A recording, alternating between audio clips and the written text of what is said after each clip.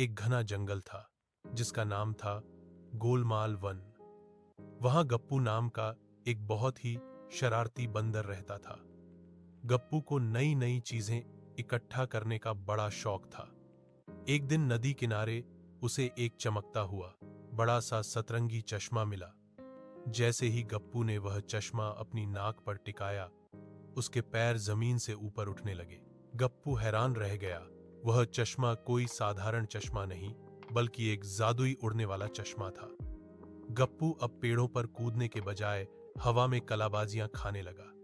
उसने उड़ते उड़ते जंबो हाथी के सिर पर मूंगफली गिरा दी और शेर की गुफा के ऊपर जाकर जोर जोर से हंसने लगा। पूरा जंगल गप्पू की इन हरकतों से परेशान हो गया। तभी गप्पू ने देखा कि चींटियों का एक पूरा झुंड बहती नदी के किनारे फंसा हुआ है और पानी का जलस्तर बढ़ रहा है।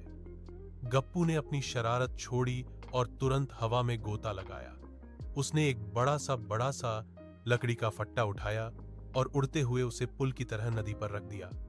सभी चींटियां सुरक्षित बाहर आ गईं, लेकिन तभी गप्पू की नाक पर पसीना आया और चश्मा फिसल कर नीचे गिर गया। गप्पू धड़ाम से झाड़ियों में गिरा।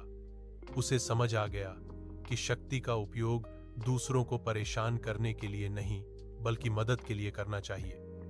हालांकि चश्मा अब साधारण हो चुका था, लेकिन गप्पू अब पूरे जंगल का सुपर हीरो बन गया था।